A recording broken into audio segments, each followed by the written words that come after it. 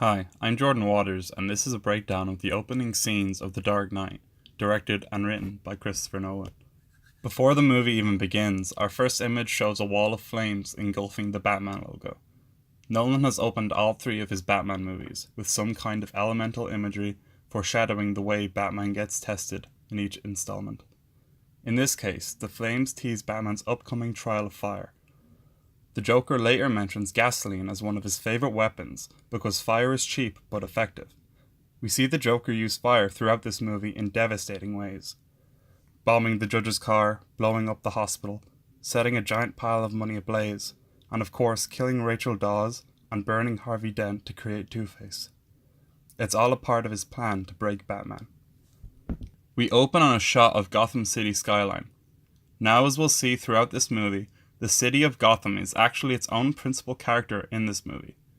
Its people serve as a microcosm for all of humanity, and the conflict of this movie ultimately boils down to a battle for Gotham's soul. Nolan stresses this idea by shooting the city, which is set in Chicago, from all angles. Lots of aerial shots showing the vertical skyline, but also the street level in the shadow of the L train, and down below on the even deeper streets. You get a real sense of Gotham as a living, breathing city with its own multi-dimensional personality. Right away, we also get a tease of the music Hans Zimmer composed for this movie. This is the Joker's theme, and it's very simple, starting with a single D note playing on an electric cello. Zimmer also experimented with razor blades on piano wire, as well as shards of metal on guitar strings, all to give the Joker's theme a more jagged texture. Chris Nolan insisted on all the music in his Batman movies to be originally scored. After a quick reflection of a helicopter in a window, just to show us nobody's perfect, the Joker's elaborate heist begins. Down on the street, we push in on the Joker in his clown mask. All of these clown masks were designed uniquely for each character. The costume designer, Lindy Hemming, said that the Joker and his gang would have gotten hold of a box of plain white masks, and that each would have painted his own clown makeup on it. The Joker's mask is a specific nod to Batman history, being the same design worn by Cesar Romero's Joker in an episode of the 60s Batman TV series. The Joker masks himself hiding in plain sight, remaining silent as his goons gossip about him. This is a recurring theme in Nolan's Batman films, all of the movies starting with the villains hiding in plain sight, letting their reputation precede them before they reveal themselves. One of the goons says three of a kind, which is a hand in poker. The Joker's emblem is a Joker playing card, and references to poker and gambling come up throughout the movie. This gambling motif reflects the significance of game theory in The Dark Knight. Game theory is a study of mathematical models of the way people interact and seek the optimal outcome for themselves. It's used in economics and political science, and of course poker. The Joker's scheme is a gamble. He hired 5 other thieves to help steal a massive loot, but he secretly told some of them to kill another thief, resulting in a larger share ultimately leaving him to take the whole pot for himself. This plot is inspired by a game theory thought experiment called the Pirate Game, where a group of pirates negotiate to split up a treasure, deciding whom to kill to take a larger share. The solution for the senior-most pirate is to bribe the weakest pirate to conspire against the other pirates.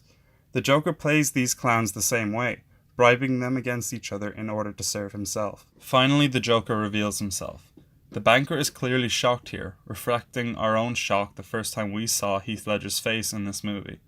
From the beginning of this process, Nolan and Ledger conceived of a Joker that was completely different from Jack Nicholson's portrayal in Tim Burton's Batman, which at the time this movie started production was probably one of the most iconic movie characters of all time. They looked at Alex from A Clockwork Orange, both the Malcolm McDowell movie version and the version in the book, as a psychopathic gang leader. Nolan also cited the paintings of Francis Bacon, which inspired this Joker's bleak, distorted, sweaty face.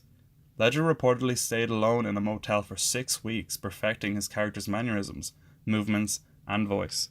Of course, the most striking thing about Joker visually is his face. Historically, the Joker's appearance was a result of his skin getting bleached after falling into an open vat of Ace chemicals. But this Joker wears makeup. Ledger would apply this makeup himself.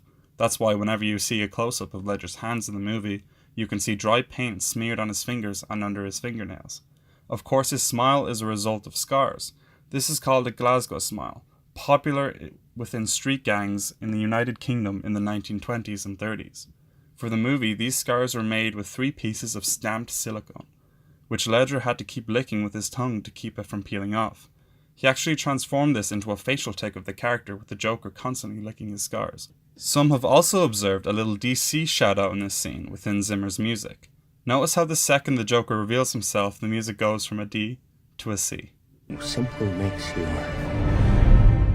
I hope you enjoyed this analysis of the opening Dark Knight sequence, and thank you for watching.